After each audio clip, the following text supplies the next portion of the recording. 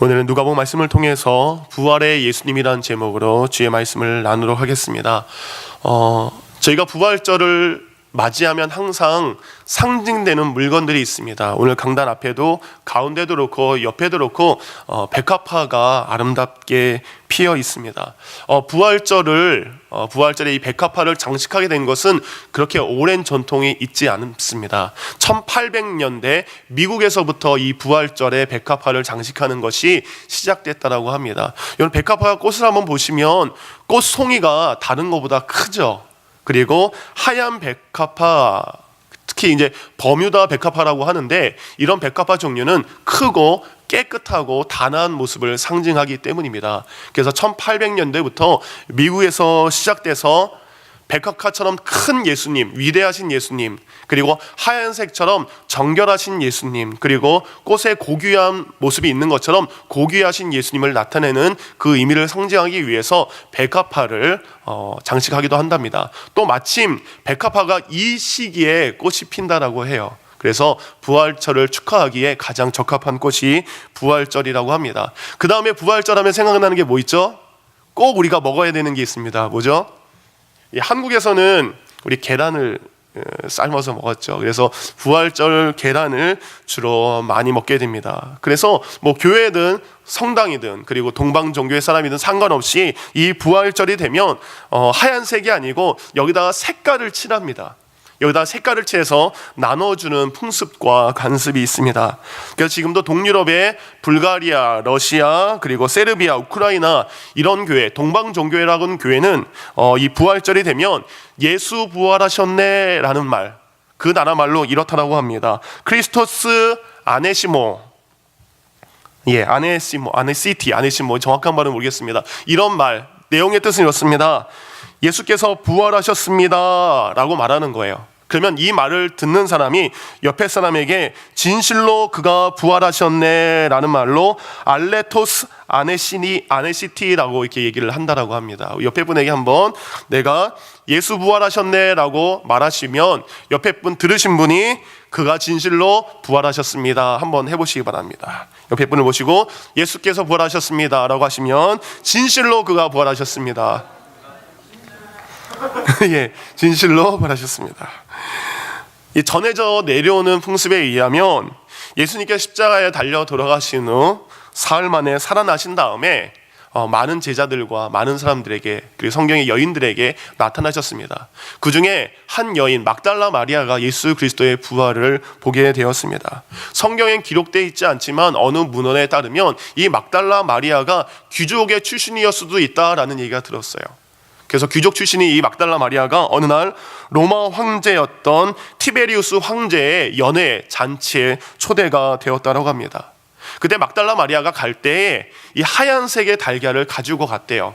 하얀색의 달걀을 가지고 가가지고 황제 앞에서 그리스도께서 부활하셨습니다 라고 황제에게 말을 했대요. 이 말을 듣자 티베리우스 황제가 콧숨을 치면서 이런 얘기를 했다고 합니다. 그리스도란 사람이 죽었다가 살아났다면 그대가 들고 있는 이 하얀 계란이 빨간색으로 변하는 것과 마찬가지에 이를 겁니다. 근데 이 말이 끝나자마자 사진을 하나 보여주시기 바랍니다. 이 계란이 빨간색으로 바뀌었대요. 제가 이 자리에서 여러분에게 이걸 빨간색으로 바뀌게 하고 싶지만 저에게는 그런 능력이 없습니다. 그래서 옛날 그림을 보면 막달라 마리아 그 가슴에 빨간 계란, 그가 예수 앞에 드렸던 향유 옥합과 함께 하얀색이 붉은색으로 변한 계란, 거기에는 그리스도께서 살아나셨다라는 그림이 여러 군데 등장한다라고 합니다. 어쨌든 이것은 성경에 기록되지 않은 거기 때문에 어쨌든 이런 의미로 전통이 시작돼서 부활절마다 우리가 계란을 나누는 관습을 하기도 한다고 합니다. 그렇지만 우리가 부활절 하면 생각나는 백합, 그리고 계란, 그리고 요즘 아이들은 이스터 바니, 그렇죠? 부활절 계란을 가져다 주는 토끼를 생각나게 합니다.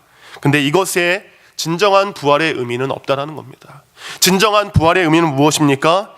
예수 그리스도의 부활을 통해서 그의 죽음이 누구의 죽음? 나의 죽음으로 믿어지는 것이고 그의 부활이 나에게 부활이 되어서 그것이 기쁜 소식이 되어서 믿음을 가지고 믿음을 살아가는 우리가 내가 맞습니다. 이제는 예수님처럼 죄에 대하여는 죽었습니다. 나 누구누구는 죄에 대하여 죽었습니다. 그렇지만 예수님께서 부활하셨던 것처럼 나 또한 예수 그리스도를 믿음으로 말미암아 그와 합하여 부활할 것을 내가 믿습니다. 이것이 부활의 참된 의미가 되어야 될 줄 믿습니다. 오늘 부활의 참된 의미가 무엇인지 오늘은 우리가 잠시 백합화를 내려놓고 계란을 내려놓고 부활의 진정한 의미를 예수님께서 우리에게 어떠한 의미였는지 그 가르침을 몇 가지 나눠보도록 하겠습니다. 첫 번째, 부활은 우리에게 변화를 의미하고 있습니다. 부활은 무엇입니까? 우리 가운데에 우리의 삶의 변화, 죽었던 예수 그리스도가 변화하여 부활의 몸이 되셨던 것처럼 우리의 삶의 변화를 준비하고 있습니다. 2부 예배 때 우리 주일학교 아이들이 찬양 율동을 준비했어요. 그 찬양 율동의 가사는 He's changing me입니다. 가사의 내용은 이렇습니다. 사랑의 주님 아니에요. 옛날 그 사람. 내가 옛날 그 사람이 아니라는 겁니다. 때론 느리지만 난 알고 있죠. 언젠가 완전해져요. 매일매일 조금씩 매일매일 변하지요. He's changing me. 주님께로 돌아서면 걷고 있죠. 은혜 속에 My Jesus changing me. 내가 예수 그리스도를 믿었을 때 우리는 변화되기입니다.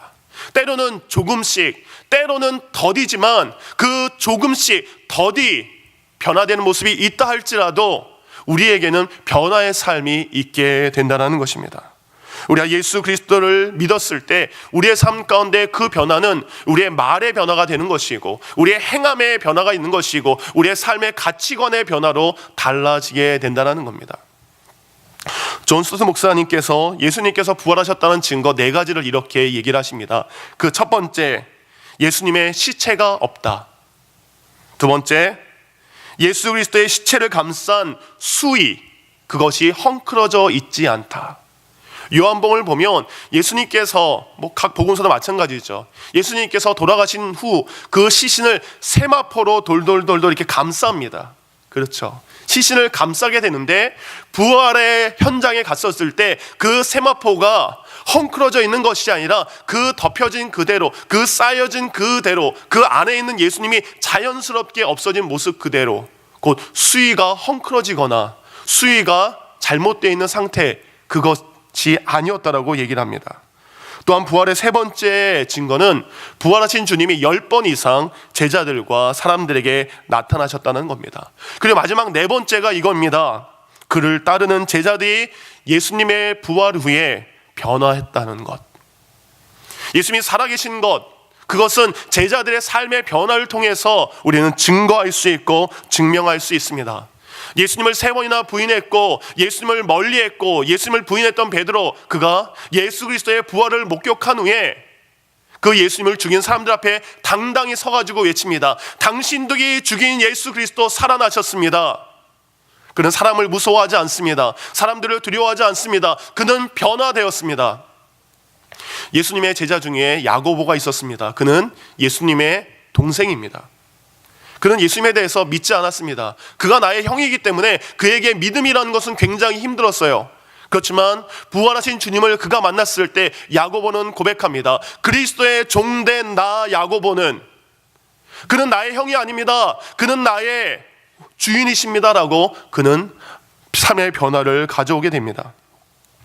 또한 예수 그리스도를 믿는 수많은 사람들을 죽였던 사도 바울, 그가 부활의 주님을 다메섹 도상에서 만났을 때 그는 핍박하는 자가 아니라 이제는 전하는 자로, 예수 그리스도를 증오하는 자가 아니라 예수 그리스도를 사랑하는 자로 그의 삶이 바뀌게 된 것을 우리는 알 수 있습니다. 이 자리에 있는 우리, 그리고 부활절 예배를 드리는 우리가 예수 그리스도를 부활을 믿는다면, 그 부활을 믿음으로 내가 이곳에서 찬양하고 예배했다면 우리의 삶, 우리의 말, 우리의 행함, 우리의 가치관, 그 모든 것이 변화되어야 될 줄 믿습니다. 두 번째, 부활은 죽음입니다. 헨리 나우에는 그의 책에서 3가지의 죽음이 있다라고 얘기를 합니다. 첫 번째, 남을 해하는 죽음이 있다라고 말씀을 하고 있습니다. 이틀 전 아프리카 가나의 총격 사건이 이루어졌죠. 기도 모임을 하고 있는 그 기도 모임에 무장 교환들이 들어가서 자그마치 140명의 사람들이 안타까운 죽음을 맞이하게 되었습니다. 그리고 그들도 목숨을 잃게 되었습니다. 이렇게 남을 해하는 죽음이 있습니다. 두 번째 죽음은 무의미한 죽음입니다. 그 사람의 죽음이 어떤 누구에게도 아무런 의미가 없는 죽음.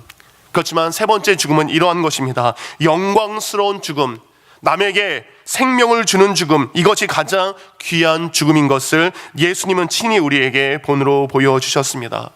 곧 나의 죽음이 누군가에게 생명을 주는 것, 나의 죽음이 누군가의 영혼을 살리는 것, 그 죽음이 우리 가운데 있어야 될 줄 믿습니다. 예수 그리스도의 부활은 우리 모든 사람에게 소망이요 희망입니다.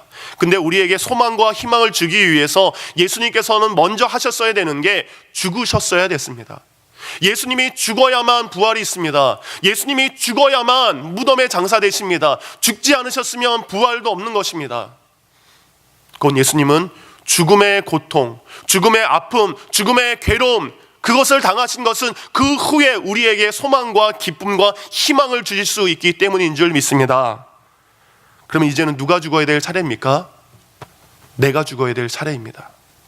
내가 죽어야 될 차례입니다. 내가 누군가를 위해서 죽어야 되고 내가 누군가를 위해서 낮아져야 될 때가 있는 줄 믿습니다. 내가 가정에서 죽어지고, 내가 일터에서 죽어지고, 내가 교회에서 죽어지고, 내 삶의 터전에서 죽어질 때 다른 사람이 살아나는 놀라운 역사가 이루어지게 됩니다. 요한복음 15장 12절과 13절은 우리에게 이렇게 말씀하십니다. 내 계명은 곧 내가 너희를 사랑한 것 같이 너희도 사랑하라 하는 이것이니라. 그 뒤에 바로 이 얘기가 나옵니다. 사람이 친구를 위하여 자기 목숨을 버리면 이보다 더 큰 사랑이 없나니. 예수님께서 우리를 사랑했던 것처럼 우리도 다른 사람을 사랑하라고 말씀하시면서 그 뒤에 하시는 말씀은 너의 친구를 위해서 목숨을 버려라, 너의 이웃을 위해서 목숨을 버려라, 이것이 가장 귀한 사랑이라고 우리에게 말씀해 주신 겁니다. 다른 누군가를 위해서 나 자신을 포기하는 삶, 다른 누군가를 위해서 나를 낮추는 삶, 그것이 바로 부활의 참된 삶인 줄 믿습니다. 그러기에 우리가 부활주일날 이곳에서 부활절의 예배를 드린다면 이제 주님, 내가 누구를 섬겨야 됩니까? 내가 누구 앞에서 죽어져야 됩니까? 내가 누구 앞에서 낮아져야 됩니까? 내가 누구를 위해서 죽어져야 됩니까? 내 삶이 죽어지고 내 고집이 죽어지고 내 자존심이 죽어지는 것, 곧 부활은 우리의 죽음을 의미하는 것입니다. 마지막 세 번째, 부활은 복음을 의미합니다. 예수 그리스도의 부활 이후에 가장 놀라운 사건은 복음이 전파되기 시작했다는 것입니다. 그 전에 예수 그리스도께서 돌아가시기 전에 사역은 예수님 자신이 주로 복음을 전하시고, 그리고 제자들은 주로 치유와 기적의 사역들을 대부분 한 것을 성경 기록하고 있습니다. 누가복음 9장 1절 2절, 예수께서 12제자를 불러 모으사 모든 귀신을 제어하며 병을 고치는 능력과 권위를 주시며. 그래서 제자들의 주로 사역은 병자들을 고치는 사역, 그리고 예수 그리스도의 권위의 말씀을 전하는 사역이지만 참된 복음의 사역을 그들은 증거하지 못했습니다. 그들은 예수님과 같이 사역했지만 병 고치고 기적을 체험하고 말씀을 전해있지만 그들 가운데 복음을 통해서 들어온 사람이, 회심한 사람이 성경에 기록되어 있지 않아요. 곧 복음서에는 예수 그리스도의 복음 증거를 위해서 주님께 돌아온 사람들은 기록하고 있지만 제자들이 나가서 말씀을 전했을 때, 제자들이 병을 치유했을 때 주님께로 누가 돌아왔더라라고는 기록하고 있지 않습니다. 근데 부활 후에 그들은 달라지게 됩니다. 예수님의 부활 후에 그들은 복음을 담대하게 전하게 됩니다. 사도행전 2장 14절입니다. 베드로와 11 사도가 함께 서서 소리 높여 이르되. 예루살렘은 예수 그리스도를 십자가에 못 박은 도시입니다. 예루살렘은 예수 그리스도를 십자가에 못 박으라고 외쳤던 사람들이 여전히 살고 있는 도시입니다. 예루살렘 안에는 여전히 예수 그리스도를 미워하면서 그의 죽음을 당연히 생각했던 사람들이 모여 있는 곳입니다. 그들이 무서워서 베드로는 피했고, 그들이 무서워서 제자들은 숨었습니다. 그렇지만 부활하신 주님을 그들이 만났을 때에 그들은 광장 한가운데 나아가서 길거리 곳곳에 나아가서 외치기 시작합니다. 사도행전 2장 23절과 24절은 이렇게 기록하고 있습니다. 그가 하나님께서 정하신 뜻과 미리 아신 대로 내준 바 되었거늘 너희가 법 없는 자들의 손을 빌려 못 박아 죽였으나 하나님께서 그를 사망의 고통에서 풀어 살리셨으니 이는 그가 사망에 매여 있을 수 없습니다. 이 얘기죠. 당신들이 십자가에 예수 그리스도를 죽게 했지만 하나님은 그를 죽음 가운데 머무르게 한 것이 아니라 살게 하셨다. 그는 살아나셨다. 이런 믿음의 선포를 하는 것입니다. 계속적으로 이런 말씀을 선포합니다. 예수 그리스도를 죽이는 사람들 앞에 베드로와 11명의 제자는 외칩니다. 베드로가 이르되 너희는 회개하여 각각 예수 그리스도의 이름으로 침례를 받고 죄의 사함을 받으라. 그리하면 성령의 선물을 받으리니 이 약속은 너희와 너희 자녀와 모든 먼데 사람 곧 우리 주 하나님이 얼마든지 부르신 자들에게 하신 것이라. 너희들의 자녀와 그리고 먼 곳에 있는 그 모든 부름받아야 될 사람들이 들어야 될 것이 있는데 그것은 회개하고 주 예수 그리스도의 이름으로 침례를 받고 죄사함을 받는 것, 바로 복음의 증거가 부활 후에 바로 이루어졌다는 것입니다. 이 시간 여러분이 부활이 나의 부활로 믿고 있다면 우리의 입술로 우리는 증거해야 될 줄 믿습니다. 겁쟁이 베드로가 담대하게 증거했던 것처럼 우리는 주 예수 그리스도의 복음을 가까이 있는 이들, 나의 자녀들, 그리고 먼 곳에 있는 애들에게 증거고 외쳐야 될 줄 믿습니다. 예수 그리스도를 죽인 그 사람들 앞에 복음을 증거했던 제자들이 있다면 이제 우리는 여러분을 때로는 미워하고 때론 여러분을 거부하고 때론 여러분을 외면하는 사람들에게 우리는 복음을 말해야 될 줄 믿습니다. 이곳에 있는 우리는 이렇게 말하기를 원합니다. 우리를 위해 이 땅에 오시고 우리의 죄를 위하여 십자가에 죽으시고 그리고 부활하신 예수님께서 당신을 사랑하십니다. 예수 그리스도를 믿음으로 구원받으시기 바랍니다. 이 참된 복음을 때론 여러분을 외면하는 사람, 때로는 여러분을 미워하는 사람, 때로는 여러분의 삶 가운데 상관없다고 여겨지는 그 사람에게 복음을 증거하시기 바랍니다. 내 인생을 바꾼 101가지의 이야기에 이런 이야기가 기록되어 있습니다. 주일학교 초등학교 1학년 반 클래스에 다른 아이들보다 1살 많은 아이가 그 주일학교 클래스에 있었다라고 합니다. 그 아이는 느린 행동과 그리고 지능이 좀 낮은 아이였습니다. 그 아이의 질병은 다운 증후군이라는 선천성 질환을 앓고 있었다라고 합니다. 그래서인지 다른 아이들도 그 아이를 좋아하지 않았다라고 합니다. 부활절이 다가오자 주일학교 선생님이 아이들에게 숙제를 내줬다라고 합니다. 큰 플라스틱 바구니, 플라스틱 계란을 아이들에게 나눠주면서 너희들이 다음 주에 올 때는 이 큰 플라스틱 달걀에다가 새로운 생명, 살아있는 생명, 새로운 생명을 한 가지씩 담아와라. 예수님께서 부활하셨던 것처럼 그 플라스틱 안에 새로운 생명을 나타내는 것을 한 가지씩 가지고 와라 라고 했어요. 그래서 수업이 일주일이 지난 후 이제 분반 공부가 시작할 때 아이들이 각각 가져온 것을 내놓습니다. 선생님이 첫 번째 큰 플라스틱 달걀을 열자 어떤 아이는 그 안에다가 꽃을 넣어놨어요. 와, 너무너무 좋다. 맞아. 살아있는 꽃, 그것은 새로운 생명이야. 두 번째 아이의 계란을 여니까 아이들이 더 놀랍니다. 살아있는 나비가 거기서 나왔대요. 와, 새로운 생명이다.